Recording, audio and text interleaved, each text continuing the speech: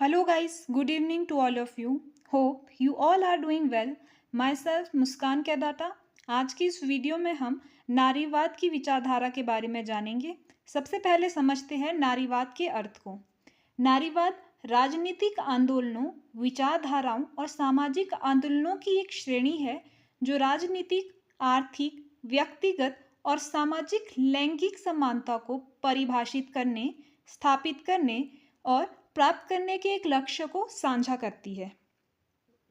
नारीवादी सिद्धांत का उद्देश्य लैंगिक असमानता की प्रकृति और कारणों को समझना और इसके फलस्वरूप पैदा होने वाले लैंगिक भेदभाव की राजनीति और शक्ति संतुलन के सिद्धांत पर इसके असर की व्याख्या करना होता है।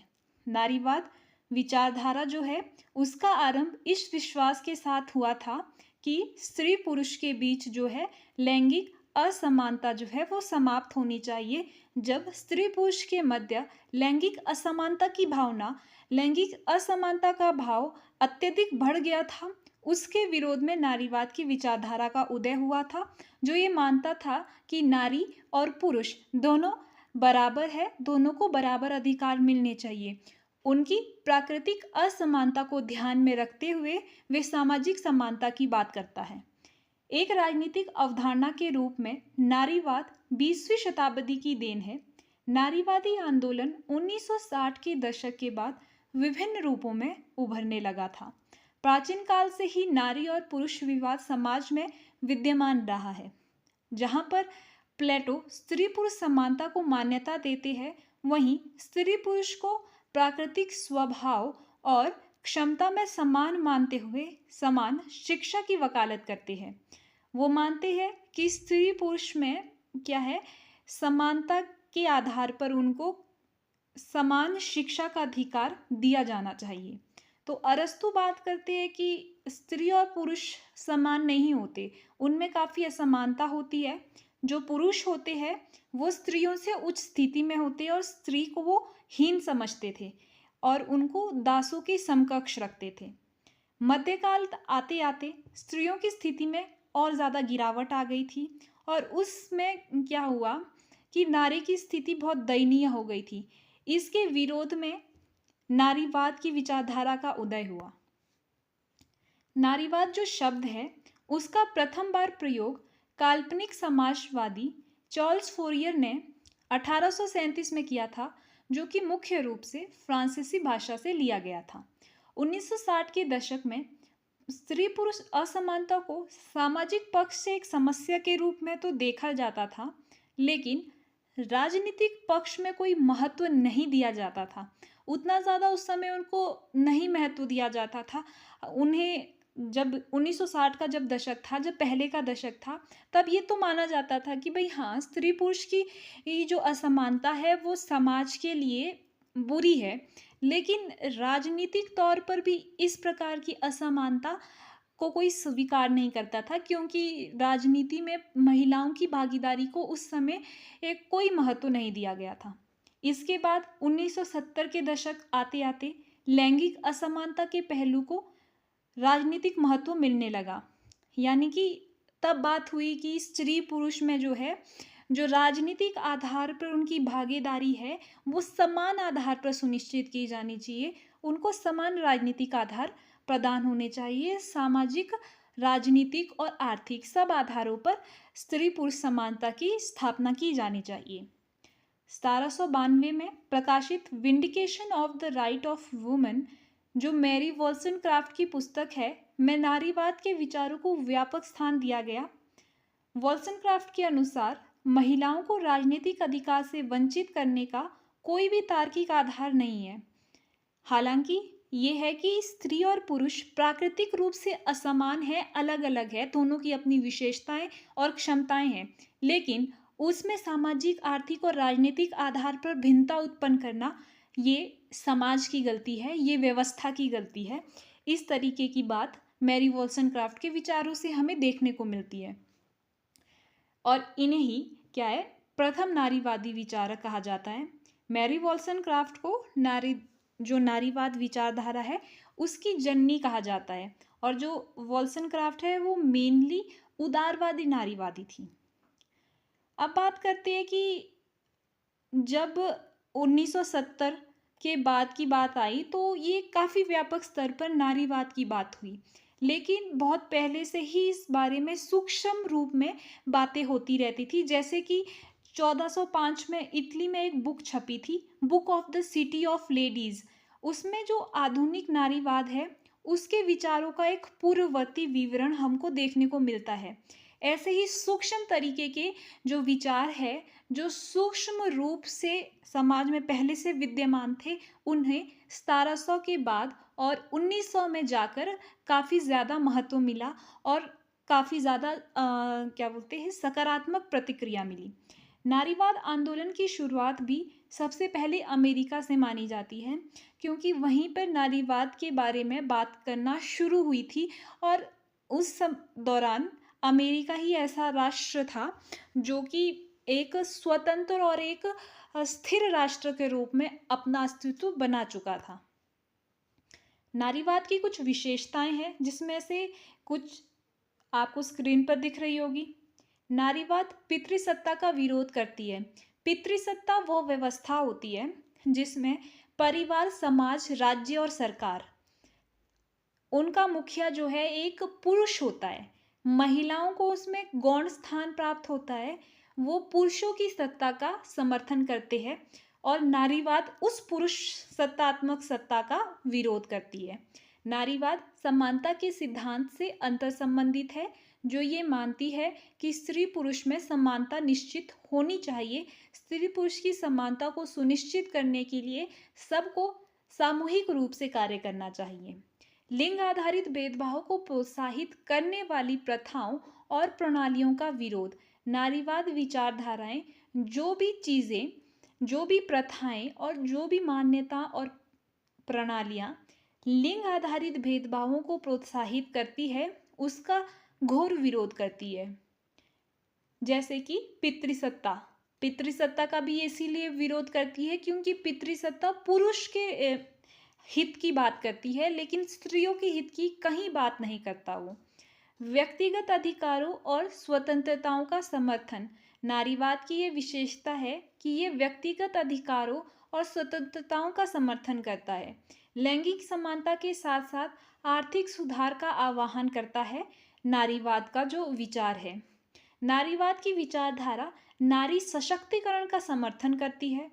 इसके अलावा राजनीतिक स्तर पर महिला भागीदारी का समर्थन और राजनीतिक अधिकारों की महिलाओं को प्राप्ति का समर्थन भी नारीवाद में हमें देखने को मिलता है। इस प्रकार इन शॉर्ट अगर हम इसका एक निचोड़ निकालना चाहे तो हम कह सकते हैं कि नारीवाद पितृसत्ता का विरोध करती है। नारीवाद सामाजिक, आर्थिक, राजनीतिक और सांस्कृतिक आधार पर स्त्री पुरुष समानता की वकालत करती है। अब नारीवाद के विकास की बात आए तो इसमें मुख्यतः 4 चरण आते हैं जिसे हम नारीवाद की लहरें कहते हैं। तो सबसे प्रथम लहर की बात करें तो नारीवाद की प्रथम लहर की समय अवधि 1840 से 1850 है। नारीवाद की प्रथम लहर की मुख्य मांग महिलाओं को मताधिकार की प्राप्ति करवाने से थी। इनकी मुख्य मांग यही थी कि भाई महिलाओं को मताधिकार की प्राप्ति हो जाए। इसमें महिलाओं को मताधिकार देने के लिए संघर्ष हुआ था। नारीवाद की प्रथम लहर का अंत स्त्रियों को मताधिकार की प्राप्ति के साथ हो गया था, जब विभिन्न देशों द्वारा स्त्रियों को समान मताधिकार की प्राप्ति हो गई थी। हालांकि बहुत से देशों में सूक्ष्म स्तर पर और असमानता के आधार पर नारियों को कुछ अधिकार मिल गए थे, लेकिन वो बात कर रहे थे कि समान मताधिकार की प्राप्ति हो समान रूप से। ये सबसे पहले कब हुआ? 1893 में। न्यूजीलैंड महिलाओं को मत अधिकार देने वाला पहला देश बना जिसने 1893 में महिलाओं को मत का अधिकार दिया, वो भी समान रूप से। अमेरिका में 1920 में संविधान के 19वें संशोधन द्वारा स्त्रियों को मतदान का अधिकार मिला। 1928 में ब्रिटेन में समान मताधिकार की शुरुआत हुई। फ्रांस में स्त्रियों को मताधिकार 1945 में मिला, जबकि स्विट्जरलैंड में महिला मताधिकार 1971 में मिला। वहीं अगर हम भारत की बात करें तो भारत की स्वतंत्रता प्राप्ति के साथ ही स्त्री पुरुष को समान रूप से मत देने का अधिकार प्राप्त हो गया था, यानी कि 1947 के बाद से ही स्त्री पुरुष समानता की बात भारत में हो गई थी। नारीवाद की प्रथम लहर से जुड़े कुछ विचारक हैं, कुछ विचारिकाएं हैं जो इस प्रकार है: J S. Mill, Mary Wollstonecraft and Susan Anthony. नारीवाद की द्वितीय लहर 1960 के आसपास उभरी थी। इस समय के दौरान प्रथम लहर का प्रभाव क्षीण हुआ था, क्योंकि ये इसलिए हुआ था क्योंकि बहुत से देशों ने ऑलरेडी क्या कर दिया था, महिलाओं को मतदान का अधिकार दे दिया था, मताधिकार दे दिया था। इसीलिए प्रथम लहर की जो मुख्य मांग थी उसकी पूर्ति हो गई, तो प्रथम लहर का प्रभाव अपने आप ही क्षीण हो गया और महिलाओं की राजनीतिक समानता केंद्र विषय बन गया। फ्रांस की बुद्धिजीवी सिमोन बुआ ने इस लहर की अगुवाई की थी। उनकी पुस्तक थी द सेकंड सेक्स। उनमें महिलाओं को द्वितीय श्रेणी की बात की थी कि भाई सेकंड सेक्स में बात की थी कि महिलाएं हमेशा पुरुषों से द्वितीय रही है, ये समाज आधारित जो असमानता है उसके कारण हुआ है। सिमोन के शब्दों में औरत पैदा नहीं होती बल्कि बनाई जाती है, अर्थात स्त्री सुलभ गुण दोष या व्यक्तित्व लिंग भेद के प्राकृतिक आधार पर नहीं बल्कि संस्कार और सीख के सामाजिक आधार पर बनती है। इसका सीधा सा अगर हम एग्जाम्पल देखें तो हम हमेशा ये बोलते हैं, हमारे समाज में हमेशा से ये बात होती है कि लड़कियों को ज़्यादा खुलकर नहीं हंसना चाहिए, लड़कियों को कायदे में रहना चाहिए, लड़कियों को बाल लंबे रखने चाहिए, कटे हुए बाल नहीं रखने चाहिए। तो ये क्या है, ये एक तरीके की उनको सीख दी जा रही है। लड़कियों को खाना बनाना आना चाहिए, महिलाओं को खाना बनाना आना चाहिए। ये बात किस चीज़ के लिए होती है, ये हमारे संस्कार और हमें जो सीख है वो हमें सामाजिक आधार पर मिलती है। प्राकृतिक आधार पर ऐसा कुछ ये नहीं है कि भाई ये काम सिर्फ लड़कियां ही करेगी या खाना बनाना सिर्फ लड़कियों का काम है। ये सामाजिक आधार पर पनपा एक असमानता का भाव है, लेकिन इसका काम जो ये काम है उसका लिंग से कोई भेद नहीं होता, क्योंकि स्त्री पुरुष दोनों को ही खाना बनाना आना चाहिए। लेकिन जो सिमोन जो बुआ है वो यही बात करती है कि जो स्त्री पुरुष की असमानता का जो आधार है वो समाज है। समाज ने ही ऐसी परंपराएं, ऐसी रीतियां बनाई है जिससे स्त्री और पुरुष में न चाहते हुए भी भेद उत्पन्न हो जाता है, जो कि प्राकृतिक भेद नहीं है, वो सामाजिक भेद है, समाज ने उत्पन्न किया भेद है। नारीवाद की इस लहर में नारियों के समान अधिकारों की मांग हुई थी।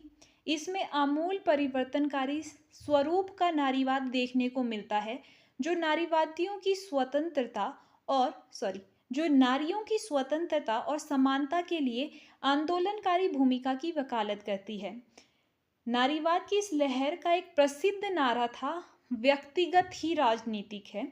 नारीवाद की दूसरी लहर से जुड़े कुछ विचारक हैं, जिसमें Betty Friedman, Kate Millett, Shulamith Firestone, Susan Brownmiller, Simone Beauvoir आते हैं। नारीवादी सामाजिक राजनीतिक सिद्धांत पर उत्तर संरचनावादी और उत्तर आधुनिकतावादी विश्लेषण का काफी ज्यादा प्रभाव पड़ा था। इस प्रभाव के कारण ही नारीवादी सिद्धांतकारों ने पारंपरिक नारीवादी विश्लेषण को पश्चिमी यूरोप और उत्तरी अमेरिका की श्वेत मध्य वर्ग की महिलाओं से जुड़ा हुआ माना था। इस विचारधारा का मानना था कि जो नारियां हैं, जो निम्न वर्ग से रिलेटेड है, जो अश्वेत महिलाएं हैं, उनको कहीं स्थान नहीं दिया गया। ये सिर्फ बात करती है जो श्वेत और मध्यम वर्ग की जो महिलाएं हैं, ये उन्हीं की बात करती है पारंपरिक नारीवादी विश्लेषण। लेकिन निम्न वर्ग को तो इसमें कहीं स्थान नहीं दिया गया, उनके अधिकारों की तो कहीं बात नहीं हुई, तो इसीलिए वो और निम्न वर्ग और अश्वेत महिलाओं के लिए भी अधिकारों की बात करता है। नारीवाद की तीसरी लहर 1990 के दशक में काफ़ी ज़्यादा विकसित हो चुकी थी और काफ़ी ज़्यादा उभर कर सामने आई। नारीवाद की तीसरी लहर शब्द का प्रयोग 1992 में रेबेका वल्कर द्वारा किया गया था। नारीवाद के इस चरण में महिलाओं के आर्थिक पक्ष को काफ़ी महत्व दिया गया, यानी आर्थिक रूप से महिलाओं को सुदृढ़ करने पर बल दिया गया ताकि स्त्री पुरुष असमानता में कमी लाई जा सके। इस लहर से जुड़ी कुछ विचारक हैं, जैसे Eve Ensler, Kimberly, Jennifer Baumgardner, Amy Richard. तो ये कुछ विचारक हैं जो नारीवाद की तीसरी लहर से जुड़े हैं। अब बात आती है नारीवाद की चौथी लहर की। नारीवाद की चौथी लहर का आरंभ 2012 में देखने को मिलता है। नारीवाद की इस लहर में महिलाओं के ऊपर हो रहे यौन अत्याचारों पर प्रकाश डाला गया था। इस लहर में सोशल मीडिया का अत्यधिक महत्व था। नारियों के विरुद्ध हो रहे अत्याचारों को सोशल मीडिया के द्वारा काफ़ी प्रकाश में लाया गया। नारीवादियों की यह लहर वर्तमान समय में भी सक्रिय रूप से कार्य कर रही है। इसमें नारियों से जुड़े सभी ज्वलनशील मुद्दों को केंद्र में रखा गया है, चाहे फिर वो रेप हो, चाहे वो फिर डाउरी सिस्टम की बात हो, या फिर यौन उत्पीड़न की बात हो, या स्टॉकिंग की बात हो। इन सब की बात नारीवाद की चौथी लहर में की गई है। मीटू जैसे आंदोलन इसी का एक उदाहरण है, जिसमें यौन उत्पीड़न से गुजरी जो महिलाएं हैं वो अपने जो एक्सपीरियंस है वो शेयर करती है, और जो पहले वो अपनी आवाज़ नहीं उठा पाई थी, वो जब सक्षम हो जाती है तो वो आवाज़ उठाती है अपने हित के लिए, अपने खिलाफ हुए अन्याय के लिए। तो मीटू जैसा कार्यक्रम इसीलिए था। नारीवाद से जुड़ी इस लहर में क्या था कि जो सोशल मीडिया है उसको तो काफ़ी महत्व मिला, साथ ही साथ जो नारियों की सामाजिक, आर्थिक, राजनीतिक जो पक्ष है उसको भी काफ़ी ज़्यादा प्रकाश में लाया गया, और ये माना गया कि हर तरीके से नारियों को सशक्त किया जाना चाहिए, जिसमें हम नारी सशक्तिकरण की हम बात करते हैं। नारीवाद की चौथी लहर से जुड़े विचारक है Rebecca Solnit, Jessica Valenti, Laura Bates. अब बात करते हैं नारीवाद के प्रकारों की। तो नारीवाद के सिद्धांत, प्रवृत्ति, अंतर्वस्तु और प्रभावों के बारे में भिन्नता रखते हैं। इससे नारीवाद के विचारों में भी भिन्नता स्पष्ट हो जाती है, जो नारीवाद के विभिन्न प्रकारों को जन्म देती है। तो सबसे पहले नारीवाद का जो प्रकार उभर कर सामने आया वो था उदारवादी नारीवाद। उदारवादी नारीवाद ने स्वतंत्रता और समानता के लोकतांत्रिक मूल्य और स्त्रियों की अधीनता के मध्य अंतर्विरोधों को रेखांकित किया। इसमें लिंग के आधार पर भेदभाव को पूर्ण निराकरण पर बल दिया गया, यानी कि लिंग के आधार पर जो भी भेदभाव है उसको समाप्त किया जाना जरूरी हो जाता है। उदारवादी नारीवादी महिलाओं की समानता, कानूनी सुधारों की मांग, समान अधिकारों की पहुंच, समान कार्य के लिए समान वेतन की वकालत करता है। जैसे भारत के संविधान में भी ये बात की गई है कि महिलाओं को भी पुरुषों के समान वेतन की दिया जाना चाहिए। अगर वो समान काम कर रहे हैं और समान समय तक काम कर रहे हैं तो उनका वेतन भी क्या है, समान होना चाहिए। तो ये उदारवादी नारीवाद मानता है।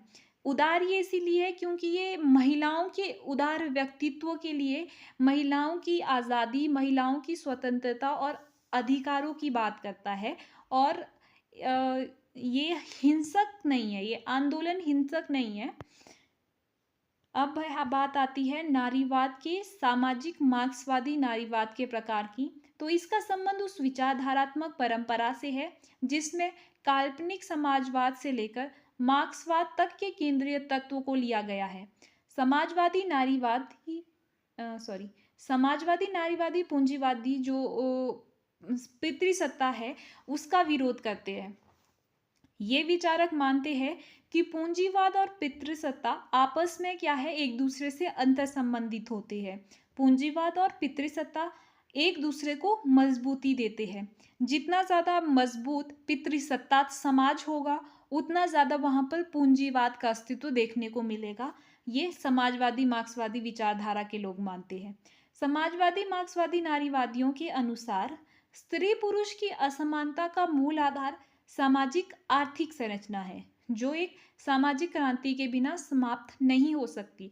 तो इसमें क्या डिफरेंस आता है उदारवादी विचारकों से? ये बात करते हैं आर्थिक संरचना की, लेकिन उदारवादी ऐसी कोई बात नहीं करते। उदारवादी सिर्फ बात करते हैं कि भाई समानता लाई जानी चाहिए। ये वो किसी पर्टिकुलर आधार की बात नहीं करते कि राजनीतिक आधार पे लानी चाहिए। वो बात करते हैं कि स्त्री पुरुष में समानता लाई जानी चाहिए और लैंगिक असमानता को कम करना चाहिए। लेकिन जो समाजवादी मार्क्सवादी है वे आर्थिक संरचना से उत्पन्न जो स्त्री पुरुष का भेद है उसको खत्म करने की बात करते हैं। और वो खत्म किस तरीके से होगा? एक सामाजिक क्रांति के द्वारा।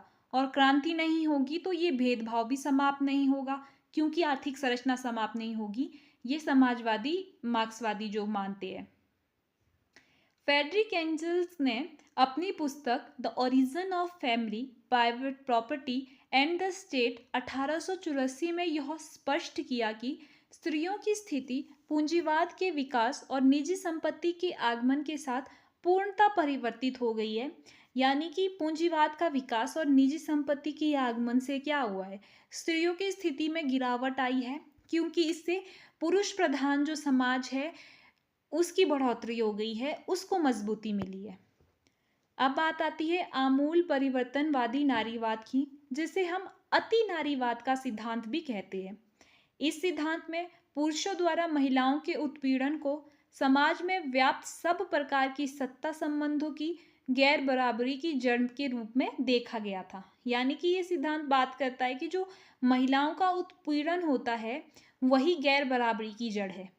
रेडिकल नारीवादियों के अनुसार महिलाओं की यौनिकता और प्रजनन की उनकी क्षमता महिलाओं की शक्ति के साथ साथ उनके उत्पीड़न की जड़ भी होती है।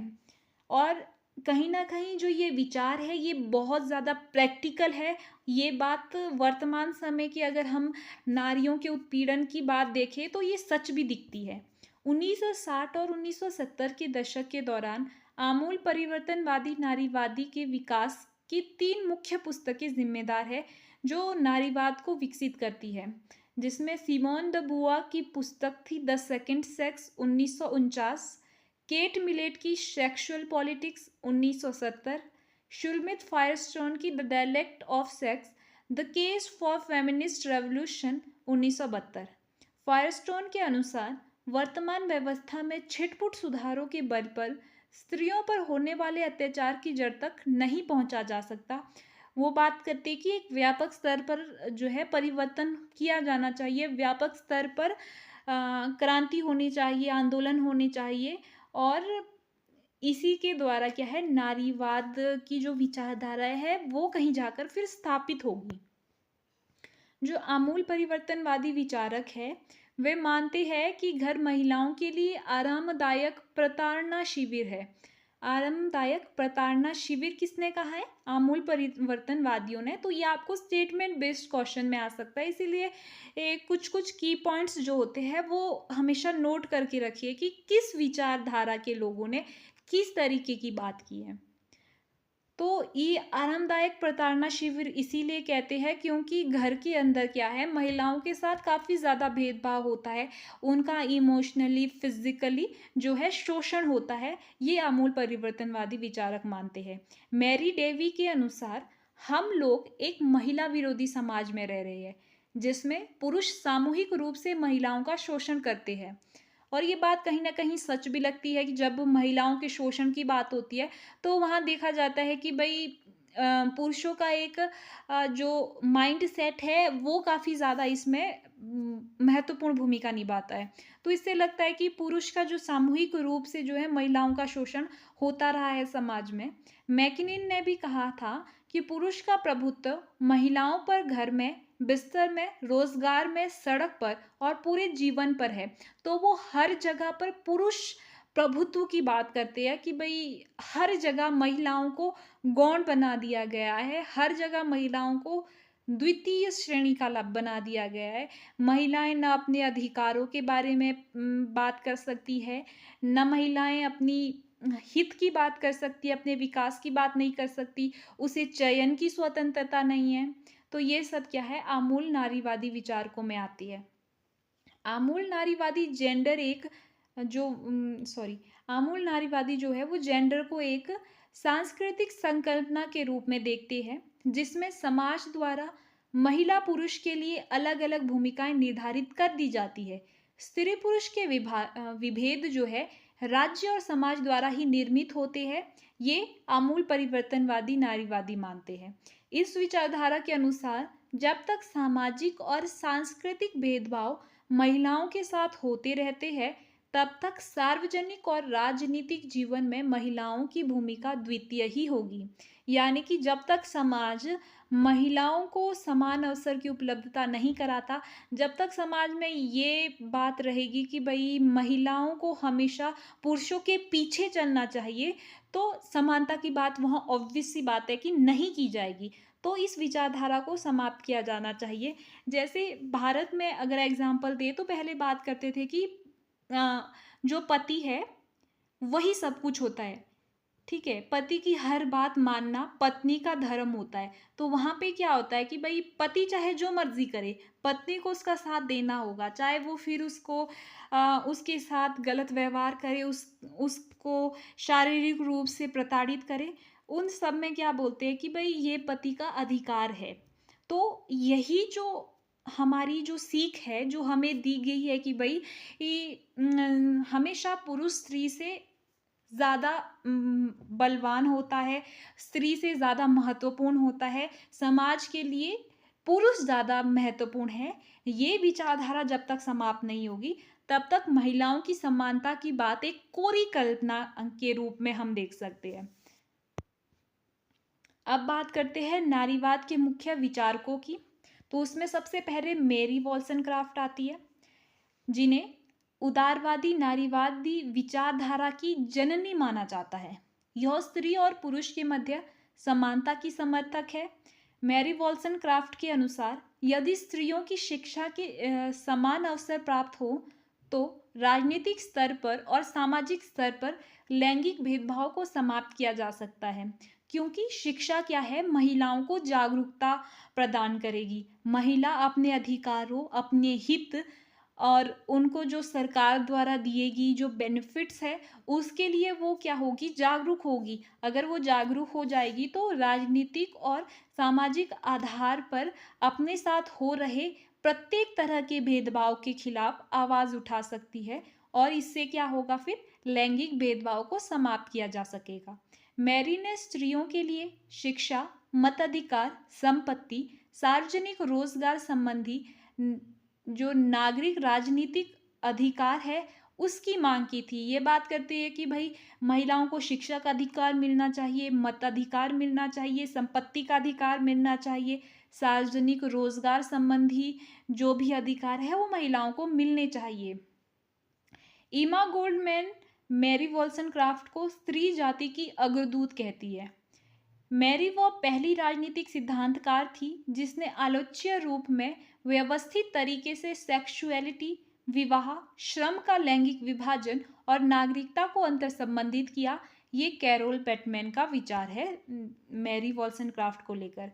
अब बात आती है बेटी फ्रीडमैन की। तो इन्होंने द फेमिनिन मिस्टिक 1963 में लिखी, जिसमें उन्होंने सांस्कृतिक रूप से उत्पन्न भेद को समाप्त करने का प्रयास किया। फ्रीडन के अनुसार महिलाओं के घरेलू दायित्व के कारण उनकी स्थिति पुरुषों से निम्न रही है। यानी कि जब तक महिलाओं को चूल्हा चौका तक ही सीमित रखा जाएगा, तब तक वो बाहर की दुनिया से अपरिचित ही रहेगी, अपने राजनीतिक और सामाजिक दायित्व, कर्तव्य और अधिकारों से अपरिचित ही रहेगी। तो समानता की बात तो बहुत दूर की बात हो जाती है। महिलाएं घरेलू कार्यों के कारण निराश और प्रसन्नता के बीच में फंस जाती है। ये बात करते हैं कि भाई कई बार क्या होता है कि महिलाएं घर में ही घर की चार दीवारी में रहकर भी क्या होता है, उसमें एक निराशा का भाव उत्पन्न हो जाता है, और प्रसन्नता इसलिए होती है कि भाई वो अपने परिवार का ख्याल रख रही है। तो ये एक तरीके से निराशा और प्रसन्नता के भंवर में फंस जाती है, जिससे क्या है, उसके व्यक्तित्व का विकास नहीं हो पाता।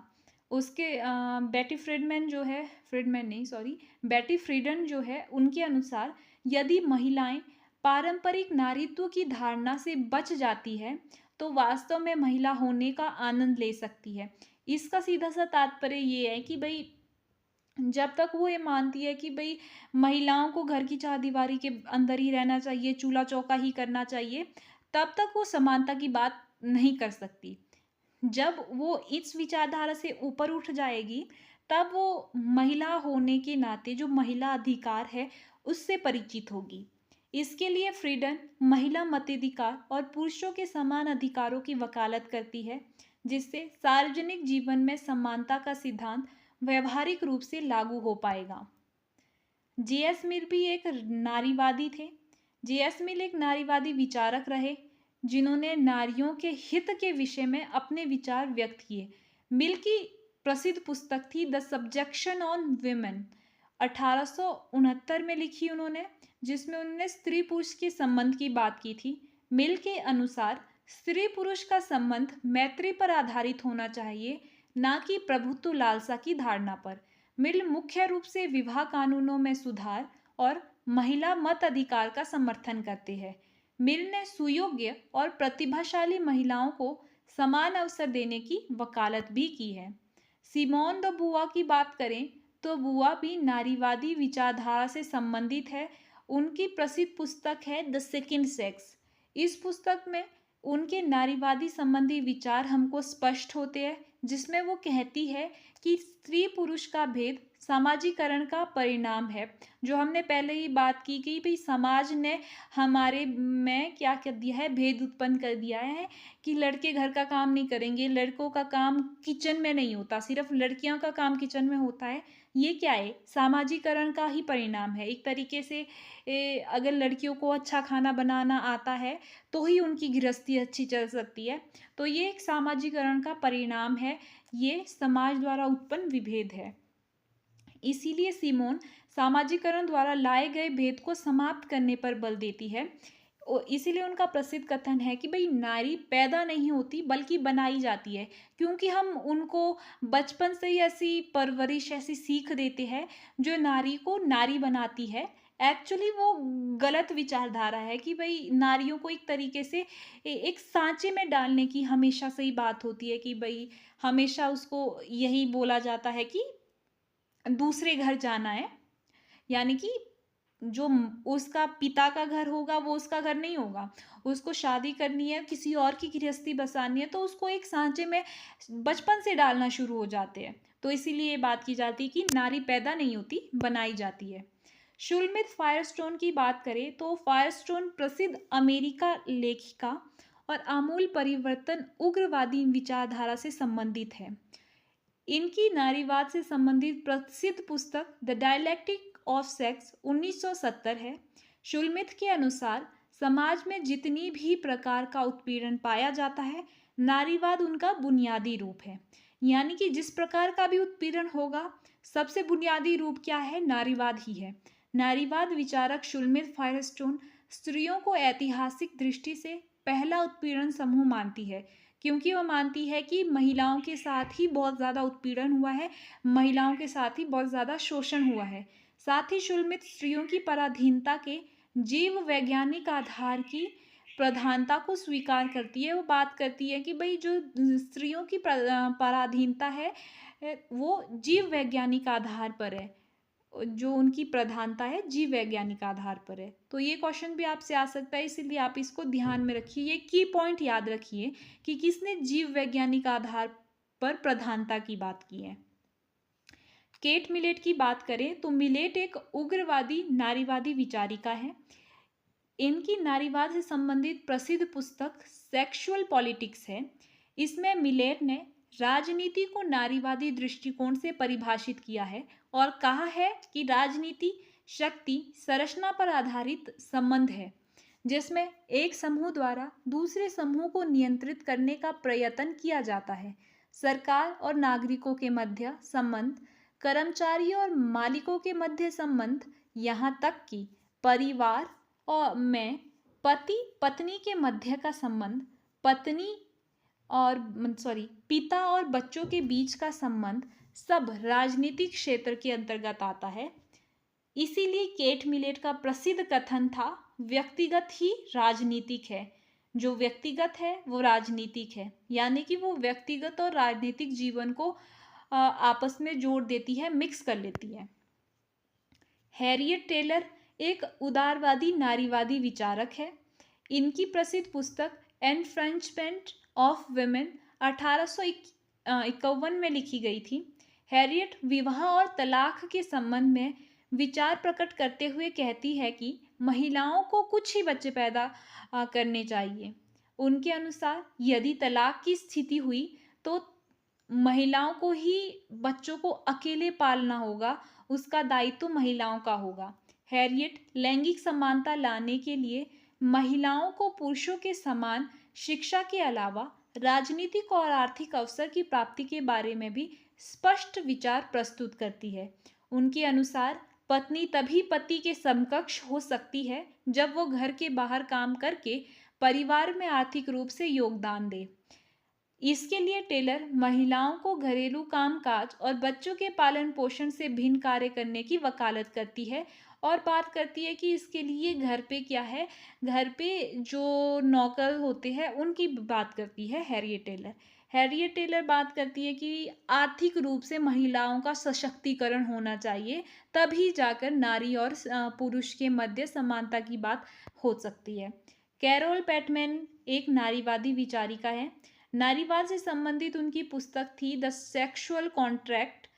इनके अनुसार पितृसत्ता के अधीन रहते हुए महिलाएं स्वतंत्र नहीं हो सकती, इसीलिए कैरोल सामाजिक अनुबंध के राज्य निर्माण सिद्धांत का खंडन करती है।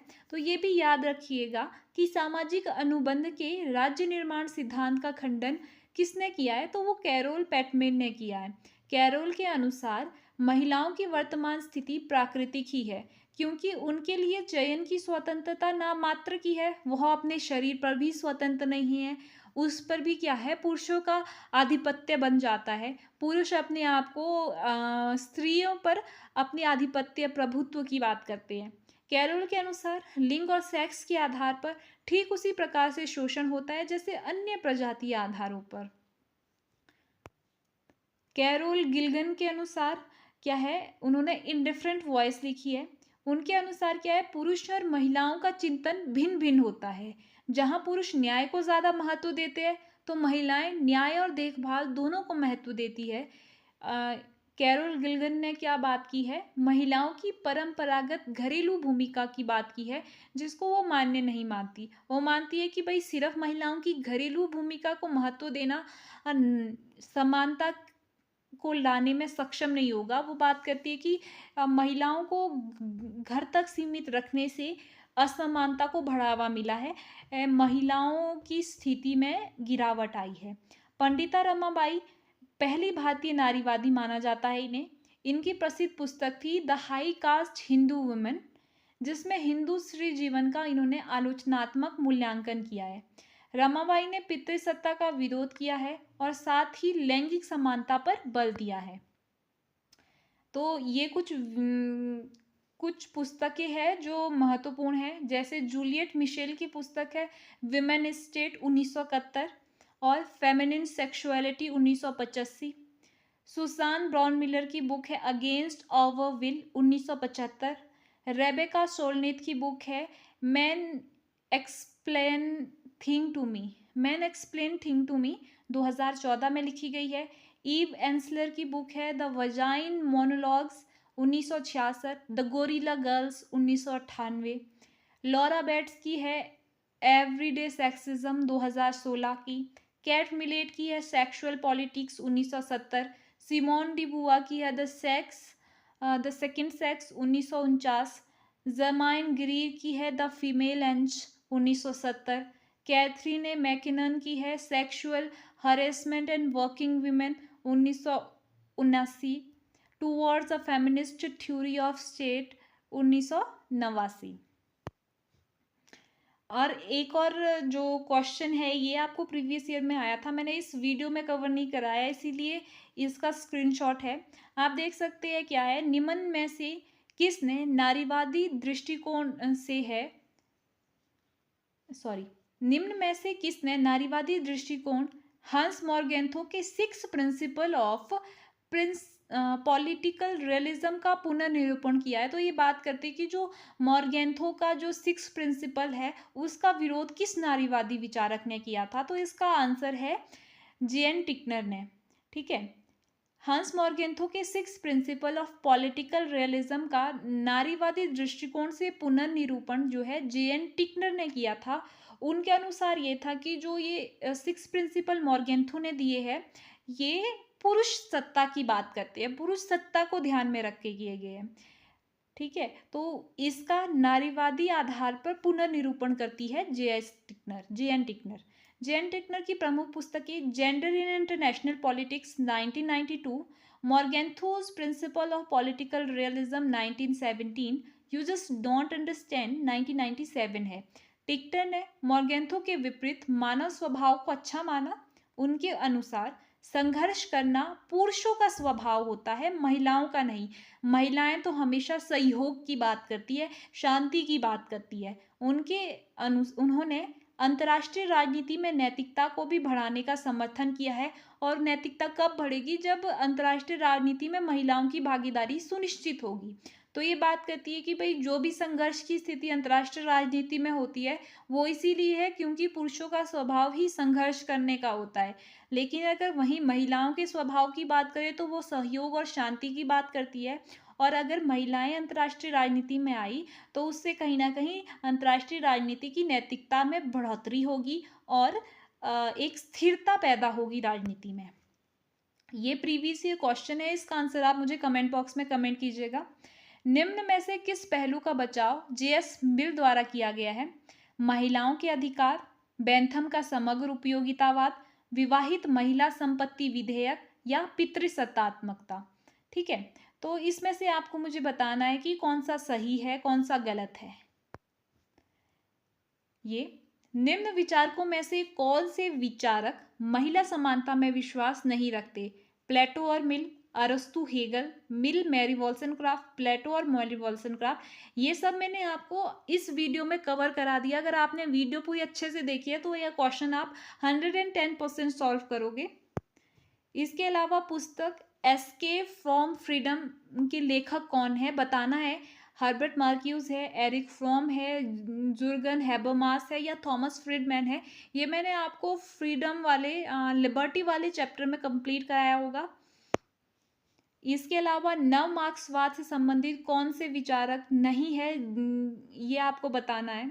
ठीक है, ये मैंने आपको मार्क्सवादी वाले ये जो वीडियो है उसमें कवर कराया है।